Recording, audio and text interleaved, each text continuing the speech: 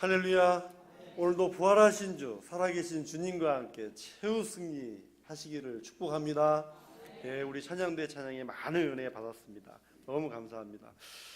늘 고생하고 수고하는 우리 찬양대를 위해서 기도해 주시기를 바랍니다. 네, 지난주 우리가 부활주의를 이제 지났고, 또 우리는 살아계신 주님에 대한 이 확신을 가지고요, 끝까지 우리 주님을 사랑하고 끝까지 주님께서 우리에게 주신 이 말씀을 붙들면서 여러분 우리는 최후 승리를 향해 가는 것입니다. 자, 오늘 본문은 부활주일이 지나고 거꾸로 가는 것 같은데 그렇지 않습니다.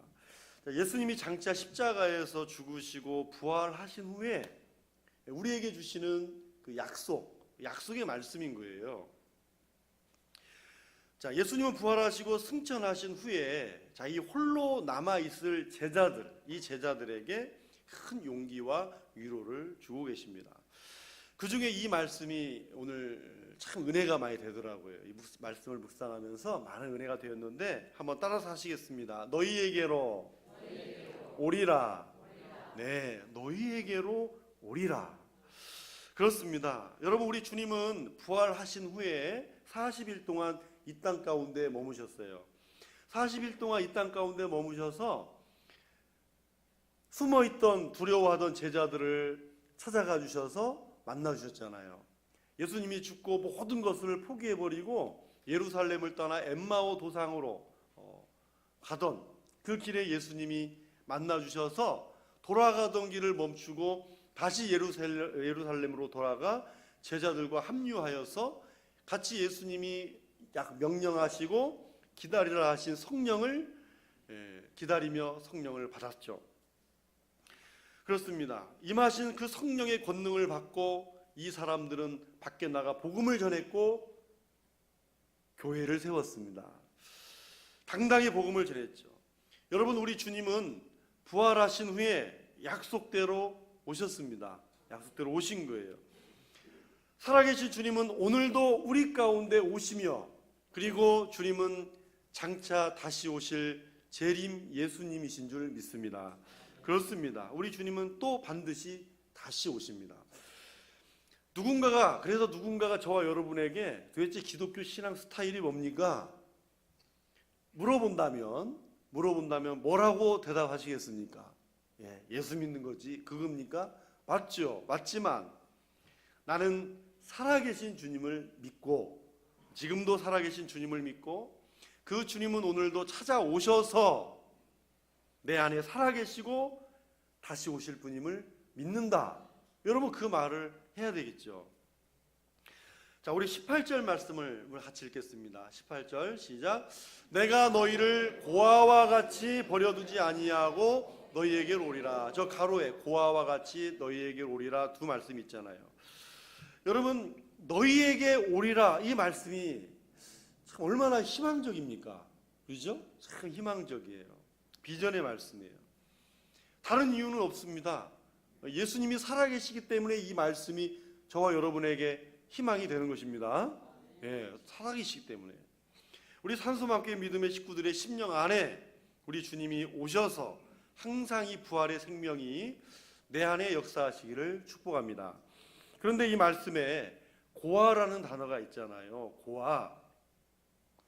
이 사전을 찾아보니까 고아의 뜻이 뭐냐면 부모를 여의고 홀로 된 아이, 그런 뜻입니다. 자, 우리가 사는 이 세상에도 안타깝게도 고아가 존재하잖아요. 지금도 세계 곳곳에서 전쟁이 많은데 이런 전쟁 때문에 고아가 생기기도 하고, 또 안타깝게도 부모와 헤어져서 미아가 돼버려가지고 고아가 된 사람도 있고, 또 일찍 부모를 여인 분들도 있고, 또 가정이 어려움 만나서 파탄함으로 인해서 고아가 된 아이가 있고, 또 사람들이 있고요. 또 천재지변으로 인해서 부모님을 잃고 또 고아가 생기는 그런 가슴 아픈 일들이 참 많이 있습니다. 자, 성경에도 하나님은 이 고아에 대해서 하나님께서는 남다른 애정을 갖고 계시고요. 우리 예수님도 이런 고아를 오늘 비유를 드는 건데요. 지금 주님께서 제자들에게 말씀하신 이 고아는 육적인 고아는 아닙니다. 육적인 고아가 아니라 무슨 고아겠어요? 영적인 고아를 이야기하는 거예요. 여러분, 이 세상에도 육신적으로는 부모가 있지만 영적으로 고아가 된 사람들이 많이 있잖아요. 여러분, 의지할 곳이 없어서 영적인 고아처럼 사는 사람이 많이 있습니다. 그러니까 의지할 곳이 없으니까, 영적인 고아처럼 살아가며 의지할 것이 없으니까 누구를 의지해요? 나 자신을 믿는 거예요. 나 자신을 의지하고 사는 거예요. 내 자신을 믿고 살겠다 하면서 그렇게 얘기를 하잖아요. 그런데 자신을 의지하고 살다가 결국은 한계에 부딪힙니다. 한계에 부딪혀요. 혼자 그렇게 하다가. 그러다 실패하면 두려움과 공포 속에서 이 혼자인 것처럼 외로움과 고독을 느끼는 거죠. 이 세상에는 나밖에 없다. 나 혼자밖에 없다. 나를 도와줄 사람이 아무도 없다. 자기를 의지하고 사는 사람이 실패하고 난 뒤에는 그렇게 고백하는 것입니다. 힘들고 어려운 일을 만났지만 누군가를 찾아가 말할 수도 없고 도움을 받을 수도 없는 외로움이 있는 것입니다. 자, 그런데 또 우리 주님의 이 18절 말씀에서 고아를 특징 짓는 또 하나의 그 개념이 있습니다. 이게 뭐냐면 고아와 같이 버려두지 아니하고 그랬잖아요. 그럼 고아는 어떤 존재라고 하는 것입니까? 네, 고아를 특징 짓는 단어는 고아는 버림을 받았다는 것입니다. 그 존재를 규정하는 거예요. 그래서 고아는요, 버려진 아픔과 상처가 있는 거예요. 고아 자체가 잘못된 게 아니라 고아가 받은 아픔과 상처는 있다는 거죠. 이처럼 육신적인 고아는 외로움과 고독과 또 상처라는 어떤 아픔이 있듯이, 여러분, 오늘 우리가 사는 세상에서도 이 영적인 고아로 사는 사람이 얼마나 많이 있습니까? 혹시 오늘 이 자리에도 영적인 고아를 경험하고 계시지는 않으십니까? 예수님을 믿고 예배의 자리에 있어도 실패와 두려움과 외로움 속에서 이 세상에 나 혼자 남은 것처럼 앉아 계실 수 있고 생각할 수 있고요. 이 고독 속에 사는 영적인 고아들이 있는 것입니다. 자, 지금 예수님은 훗날입니다. 이제 곧 십자가에 가실 건데, 훗날 이제는 부활 승천하신 후, 자, 이 세상에 고아처럼 남아 있을 이 제자들에게 너희에게 오리라 하신 이 말씀에 여러분 오늘 귀를 잘 기울이시고, 그리고 주님은 지금도 살아계셔서 우리의 삶에 찾아와 주셔서 우리에게 위로하시고 또 확신을 주신다는 것을 믿음으로 오늘 말씀을 받으시기를 바랍니다. 그러면 오늘 저와 여러분 이 말씀 통해서 예수님이 지금도 우리에게 오신다라고 하는 것을 어떻게 확신할 수 있을까요? 어떻게 확신할 수 있을까? 예수님이 말씀하신 그 말 속에 정답이 있습니다. 첫째는 성령께서 확인시켜 주십니다. 저와 여러분의 심령 속에 우리 성령께서 늘 확인시켜 주시기를 바랍니다. 성령께서 확인시켜 줍니다. 여러분, 지금 제자들의 마음이 어떤 상태일까요? 지금 제자들의 마음 상태. 이 14장의 처음에 예수님이 이렇게 말씀하세요. 제자들에게 너희는 마음에 근심하지 말라고. 여러분, 이 근심은요, 예수님이 지금 고아와 같이라고 그랬잖아요. 고아와 같이. 나는 부활하고 승천하여 떠나지만 너희들이 남아있는 것은 고아와 같이 버림을 받는 것이 아니라는 거죠. 받는 것이 아니다. 그러니까 지금 제자들은 무슨 근심을 하고 있다는 거예요? 예수님이 어디로 분명히 가신다는데, 또 예수님이 그래요. 너희들은 내가 어디 간다는데 어디 가냐고 물어보지도 않니? 예수님, 여러분, 이 말씀 제가 이렇게 재밌게 풀어서 그렇지 예수님이 그 말씀 하시는 거예요. 나 어디로 간다는데 제자들이 그러면 어디로 가십니까? 물어보지도 않아요. 어떻게 보면 현실을 부정하는 거예요. 설마 뭐 예수님이 어디 가겠어? 그럴 리가 없어. 막 현실 부정을 하는 거죠. 그래요. 지금 제자들은 예수님이 우리를 남겨두고 떠나면 어떻게 될 것인가, 뭐 어디로 가는지는 궁금하지 않고 자기들 자신, 우리는 어떻게 해야 된단 말인가, 에? 이기적이긴 하지만 그것을 근심하고 있는 거예요. 자, 이때 예수님의 위로와 확신이 있어요. 16절을 다시 한번 같이 읽겠습니다. 16절. 내가 아버지께 구하겠으니 그가 또 다른 보혜사를 너희에게 주사 영원토록 너희와 함께 있게 하리니. 아멘. 자, 보혜사를 많이 들으셔서 아실 거예요. 파라클레이토스라고 그래요. 파라는 곁에, 클레이토스라는 말은 돕는다 라는 말인데, 이걸 정확히 한 문장으로 다시 표현하면 뭐냐면, 이 안에는 보내심을 받은 이라는 말이 있어요. 그러니까 보혜사 성령님은 어떤 분입니까? 보내심을 받은 분이잖아요. 뭐 하라고? 우리 곁에 서서 함께 도우라고 예수님이 우리에게 보내신 존재라는 거예요. 그러니까 파라클레이토스라는 것은 우리 곁에 성령을 보내주셔서 우리를 돕도록 하신다. 이 한 문장이 정확히 맞는 것입니다. 한자로도요, 보혜, 그 말은 위로하고 보호하신다, 그 뜻이에요. 한자로도. 영어 성경에 보면 컴포트라고 되어 있어요. 위로자라는 말이에요. 자, 그래서 이런 의미로 보면 여러분, 예수님도 보혜사세요. 보혜사. 왜 예수님도 보혜사가 되냐면, 오늘 예수님이 보혜사인데 어떤 보혜사라고 그랬어요? 오늘 말씀에 또 다른 보혜사 그랬잖아요. 또 다른 보혜사. 아니, 보혜사 성령님은 한 분이면 한 분이지 또 다른 보혜사는 뭐야? 이 말이 무슨 말이냐면, 예수님 자신도 보혜사이신 거예요. 예수님 자신도 보혜사인데 또 다른 보혜사 영을 보내주시겠다라고 하는 것이죠. 그래서 예수님은 이렇게 말씀하는 거예요.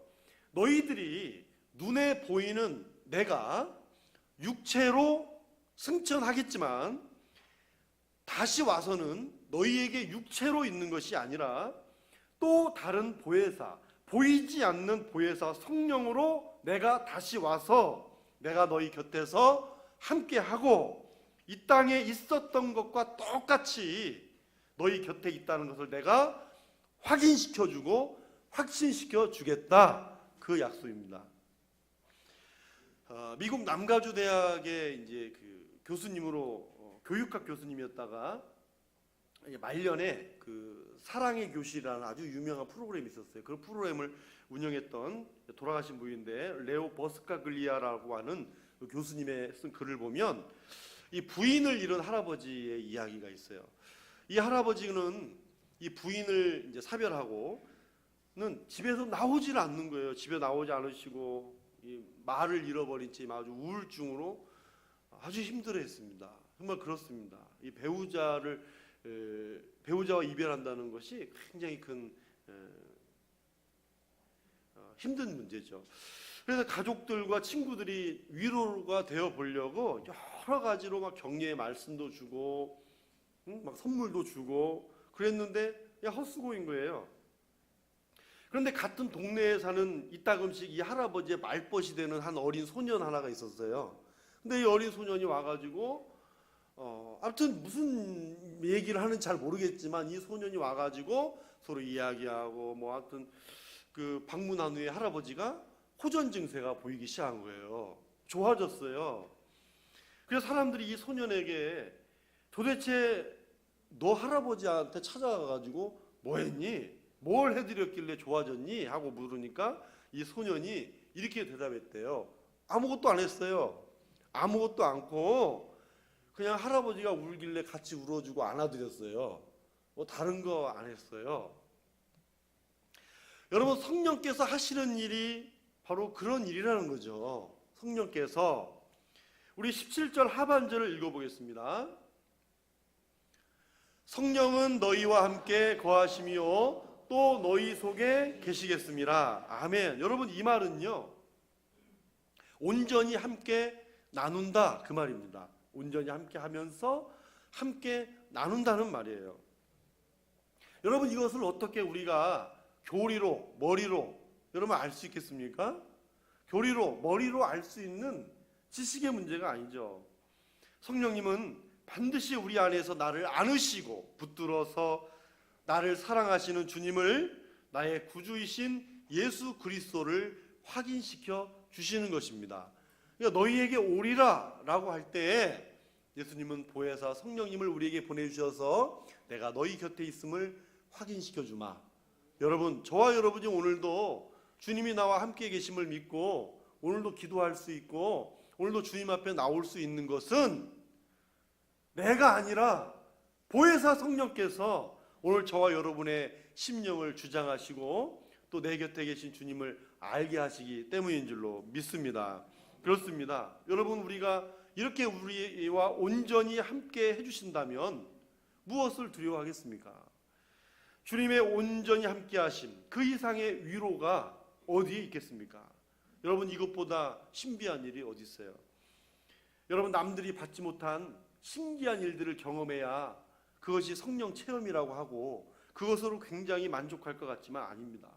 여러분, 이 세상을 창조하신 하나님이 피조물인 우리와 함께 하신다는 이 약속과 더불어서 예수 그리스도께서 죽으시고 부활하신 우리 주님이 보혜사 성령으로 오늘도 찾아와 주셔서 나와 함께 계시고 나를 도우신다는 이 흔들리지 않는 믿음에 설 수 있도록 이 확인시켜 주시고 확신을 준다는 것, 여러분, 이것이 신비하고 놀라운 일인 것입니다. 오늘도 우리 주님은 우리 인생 가운데 찾아오십니다. 풍랑이는 바다를 걸어오시고요, 복음을 전하다가 깊은 감옥에 갇혔어도 아무리 깊은 그 감옥에도 찾아와 주셔서 그 문을 열어주십니다. 순교하는 그 현장 가운데서도 찾아와 주셔서 위로해 주시는 것이죠. 새벽 날개를 치며 저 바다 끝에 거할지라도 주께서는 거기에서도 함께 하십니다. 여러분, 너희에게로 오리라.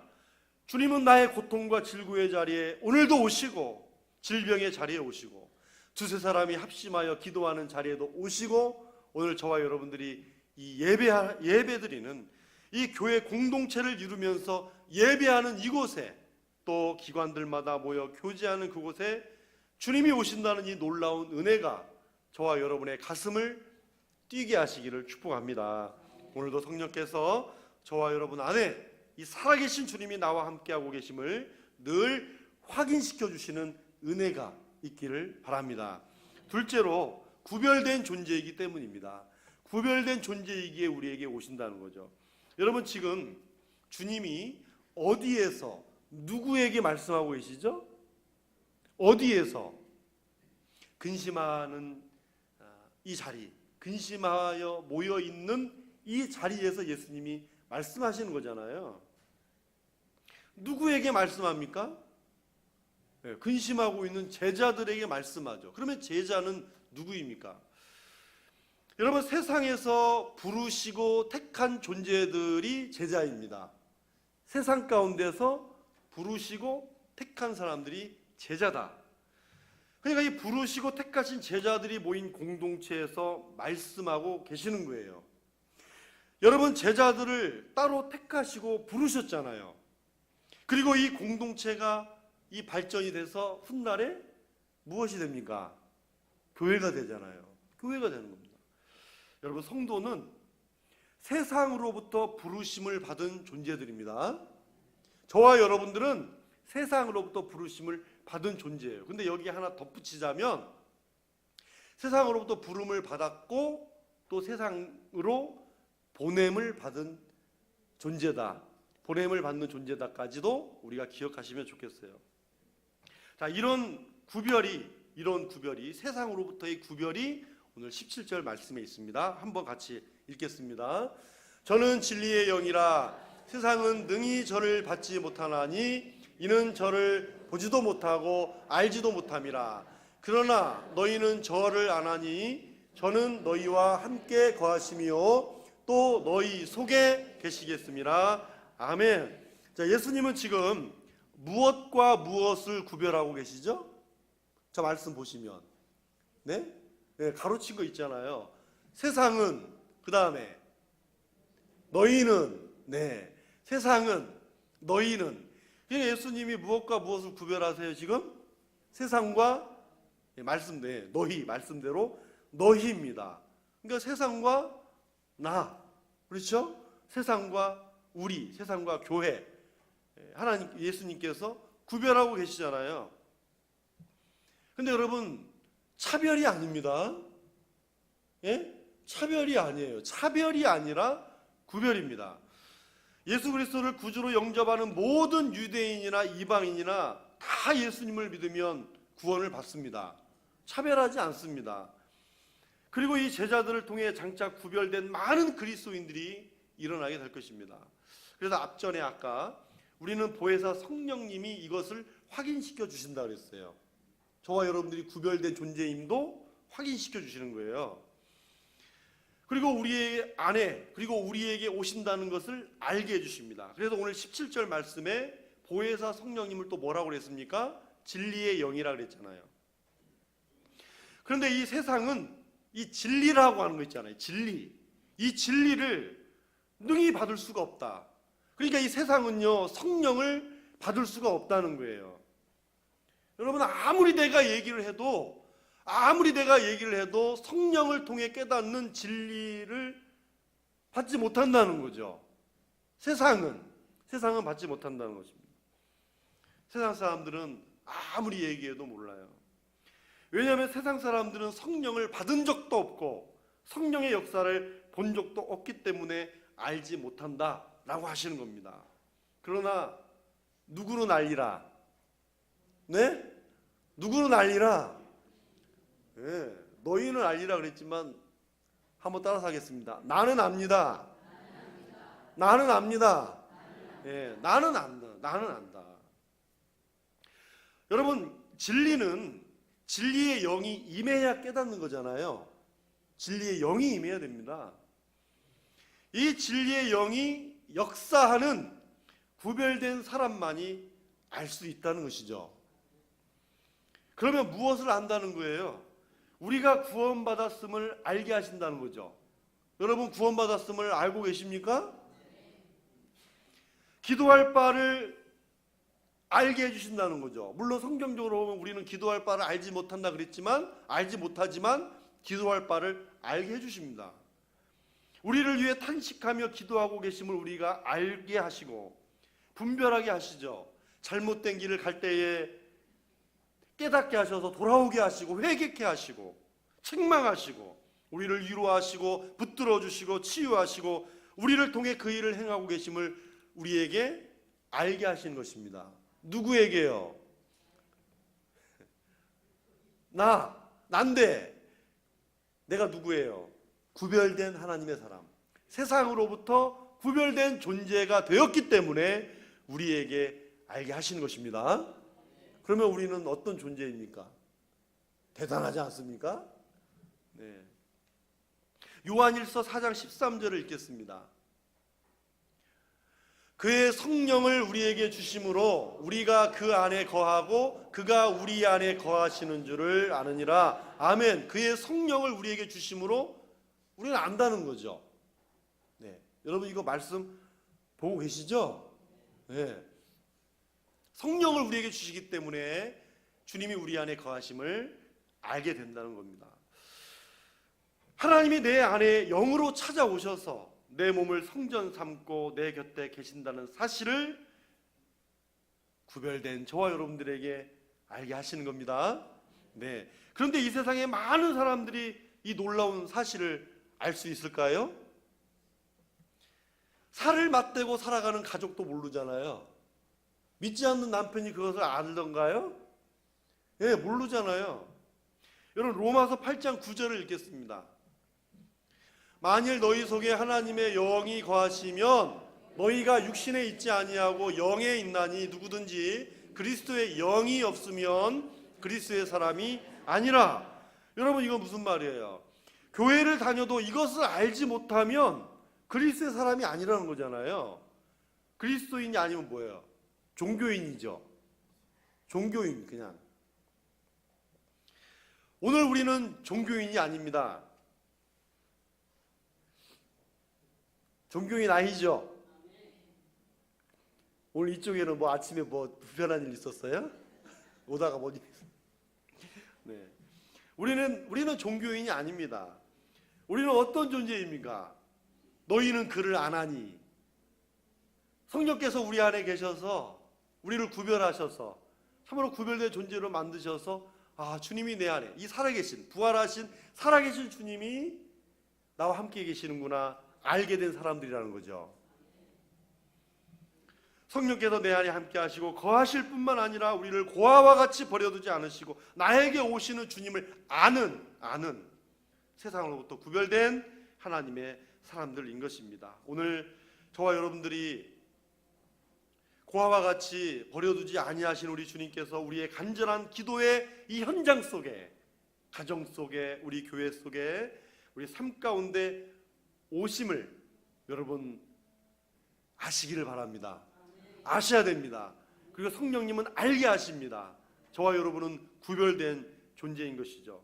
우리 옆에 분에게 이렇게 한번 인사하겠습니다. 오늘따라 달라 보이십니다. 네. 그래요. 마지막 세 번째로는 주님의 성품이 신실하시기 때문입니다. 변치 않는 신실한 성품을 우리가 믿기 때문에 주님의 오심을 믿는 거죠. 여러분, 만일에 주님이 잠시 세상에 머물다가 그냥 나그네 같이 있다가 그냥 떠나신 분이라면 여러분, 우리는 주님을 신뢰할 수 있어요, 없어요? 없죠. 구약 성경도 보세요. 하나님께서 이스라엘 백성들을 택했는데 너무 원망해. 내가 너희들을 괜히 택했다. 다른 민족을 택하리라 하고는 버려버렸어요. 그리고 다른 민족을 택했어. 근데 여러분, 인간이 그럴 수 있나요? 또 버렸어. 여러분, 그 택하시고 버림의 역사가 성경에서 계속 반복이 된다면 여러분, 하나님을 신뢰하겠습니까? 못하죠. 나도 언젠가 버림받을 수 있는데 내가 어떻게 그 하나님을 신뢰할 수 있겠어요? 예수님과 제자들의 관계도 한번 보세요.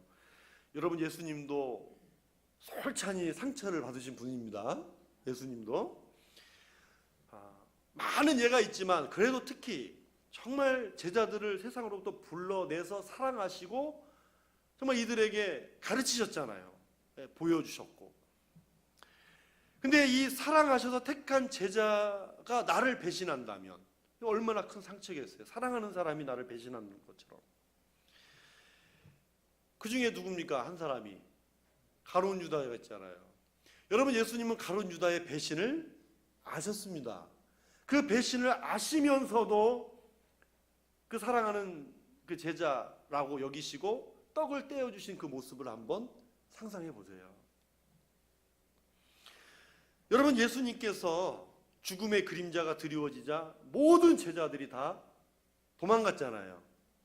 겟세마네 동산에서 다 도망가요. 어떤 한 사람은 얼마나 다급했든지 알몸으로 도망갔잖아요. 예?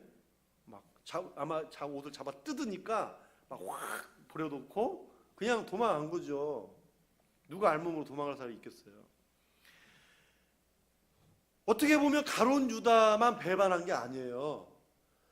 모든 제자들이 다 예수님을 배반한 거 아닙니까? 사람이 그렇다는 거예요.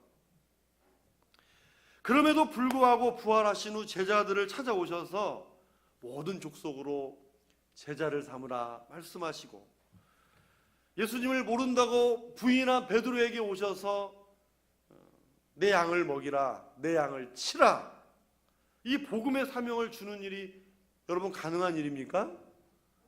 물론 뭐 예수님이니까 그러실만 하죠. 이렇게 대답하면 저급한 대답입니다. 그 대답은 누구나 할 수 있잖아요. 그러나 주님은 신실하신 하나님이시고 여러분, 그 안에 신실성을 포함하고 계신 분이십니다. 그 안에 신실성을 가지고 계세요. 우리 16절을 다시 한번 읽겠습니다. 내가 아버지께 구하겠으니 그가 또 다른 보혜사를 너희에게 주사 영원토록 너희와 함께 있게 하리니. 따라서 하겠습니다. 영원토록.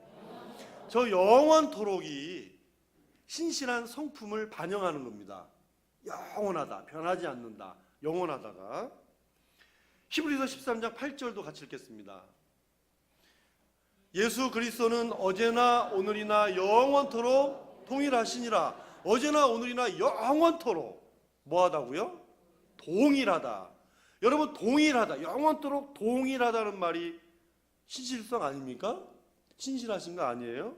변하지 않는 성품? 여러분, 그분은 회전하는 그림자도 없으시고, 하나님은 사람이 아니시니 거짓말하지 않으시고, 인생이 아니시니 후회함이 없으시다고 그랬습니다. 오늘 저와 여러분을 택하시고 부르셨다는 걸 내가 믿을 때, 여러분, 예수님은 나를 택하시고 불러주신 거 후회하신 적이 있을까요? 아유, 예수님이 나를 볼 때 아무래도 실망 많이 하시겠어. 후회하시겠어. 여러분, 혹시 나 자신을 그렇게 놓고 생각해 본 적 있어요? 여러분, 예수님이 이 제자들을 선택하고 나서 후회하셨다는 말씀 봤어요? 예? 이쪽 안 들리는데. 없잖아요. 우리도 마찬가지예요. 네, 나도 마찬가지라 그 말이에요. 오늘 저와 여러분을 택하시고 구원하시고 부르심에도 후회하심이 없습니다. 마태복음 28장 20절을 한번 읽어볼까요? 내가 너희에게 분부한 모든 것을 가르쳐 지키게 하라. 볼지어다 내가 세상 끝날까지 너희와 항상 함께 있으리라 하시니라. 아멘. 때로는 감당할 수 없는 환경 속에서도 존귀한 나를 영적 고아처럼 여기지 마십시오. 우리 주님은 이 신실성을 가지고 우리 곁에 오시고 우리와 함께 하시는 것입니다. 미국에 이 토마스 오베다이아 치솜이라는 이 목사님이 계셨어요. 이분은 가난한 가정에서 태어나가지고 독학으로 열심히 공부해서 공립학교의 교사가 되었습니다. 그런데 너무 건강이 막 안 좋은 거예요. 그냥 건강이 악화돼가지고 교사직을 내려놨어요. 그러다가 아무런 일도 할 수가 없어서 이제 쉬던 중에 27살에 예수님을 영접했습니다. 27살에 예수님을 영접하고 그 당시에 이제 D.L. 무디 목사님이 전도자의 이름을 따서 무디 신학교가 있었는데, 그 무디 신학교에 들어가서 이제 신학을 공부하고 이제 목사님이 되신 거예요. 그런데 건강이 너무 좋지 않아서 목회를 1년 하다가 그만두셨어요. 목회를 1년 하다가 그만두셨어요. 그래서 이제 그때부터 이제 27, 28 청년 아니에요. 그래서 내가 이제 어떻게 살아야 될까 고민한 거죠. 낙심하고 있다가 1923년 어느 날 예레미야 애가 3장 22, 23절을 읽게 된 거예요. 여호와의 인자와 긍휼이 무궁하심으로 우리가 진멸되지 아니함이시니이다. 이것들이 아침마다 새로우니 주의 성실하심이 크도소이다. 이 말씀을 읽고 막 마음이 뜨거워지기 시작한 거예요. 성령님의 감동이 막 크게 역사하기 시작한 거예요. 그래서 이 감동을 받고 찬송 가사를 지었습니다. 근데 이 찬송 가사를 만들어서 곡을 만들었는데 이것이 얼마나 은혜스러운지 그 무디 신학교에 교가가 따로 있는데 그냥 교가처럼 생각할 정도로 날마다 부르고 그 당시에 이 이름이 학톤이라고 하는 총장님도 날마다 이 찬송을 장례식 가서도 부르셨대요. 그런데 이제 빌리 그레엄 목사님이 이제 부흥 집회를 다니면서 늘 이분이 복음성가 부르시는 분들을 초청하거나 모시고 다니잖아요. 그 중에 한 분이 이제 조지 베버리 슈아라고 하는 그분이 이 곡을 부르면서 이 곡이 아주 유명해진 거예요. 근데 이 치솜 목사님이 고난 가운데서도 하나님을 찬양하고 하나님의 은혜가 임하자 기적이 일어난 거예요. 건강이 나빠서 아무것도 못할 것처럼 보였는데 찬송 시를 쓰고 곡을 만들면서 기적이 일어났는데 94세까지 사셨어요. 94세까지. 암이셨대요. 암. 그런데 놀라운 기적은 뭐냐면 이 암과 모든 병약한 것이 다 치유가 됐다는 거예요. 그리고 94세까지 살면서 1200편의 찬송을 지었습니다. 그리고 그 대표적인 찬송이 오늘 우리 393장 오 신실하신 주입니다. 우리 한번 반주 없이 1절만 한번 불러보겠습니다. 오 신실하신 주 내 아버지여 늘 함께 계시니 두려움 없네. 그 사랑 편찮고 날 지키시며 어제나 오늘이 한결같네. 오 신실하신 주, 오 신실하신 주, 날마다 자비를 베푸시며 일용할 모든 것 내려주시니 오 신실하신 주 나의 구주.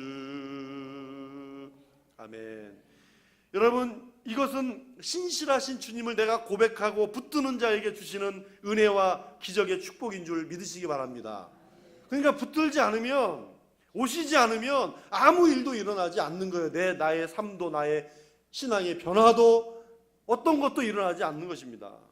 사랑하는 성도 여러분, 그러니까 이것을 믿고 소망하고 인내하며 기도를 포기하지 말아야 될 이유가 여기 있는 거죠. 주님은 오십니다. 우리 안에 계십니다. 포기할 이유가 없습니다.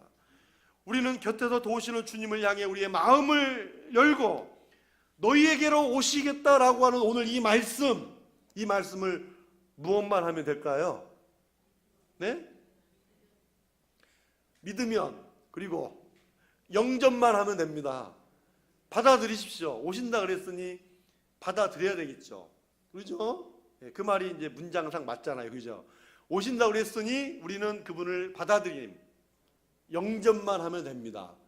여기에 어떤 나의 헌신의 어느 정도, 수준, 봉사한 연수, 그런 거 아무 소용 없습니다. 물론 소중합니다. 소중합니다. 그렇지만 그러나 주님을 영접하는 일에 있어서 내 마음에 모시는 일, 여러분, 그것은 자격이 아닙니다. 그 자격이 요건이 아닙니다. 여러분, 오늘 이 시간 주님을 영접하십시오. 영접하십시오. 마음의 문을 여십시오. 하나님은 저와 여러분이 이 나그네 같은 인생길에서 고아와 같이 외로움과 고독 속에 있기를 원치 않으십니다. 우리 인생의 비밀을 털어놓고 말하기를 원하시고 있습니다. 하나님을 아버지라고 부르면서 우리의 인생을 살기를 원하시는 것입니다. 그러면 주님은 오리라고 약속하십니다. 우리 인생 가운데 찾아오셔서 곁에서 도우시는 이 주님의 능력, 신실하신 약속이 이미 우리에게 주어졌음을 믿는 이 믿음의 인생, 그리고 우리 교회가 되셔야 하는 것이죠.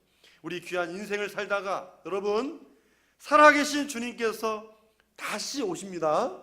다시 오시는 그날에 최후 승리를 얻은 저와 여러분 모두 기쁨으로 주님을 맞이할 수 있기를 축원합니다. 기도하겠습니다. 하나님 아버지, 감사합니다. 오늘도 우리에게 주신 이 귀한 믿음의 인생, 특별히 부활하시고 살아계신 우리 주님과 함께함을 감사합니다. 이 주님은 멀리 떨어져 있는 게 아니라 오늘도 우리 곁에 우리를 도우시고 우리와 함께 계시며 심지어는 우리 안에 계십니다.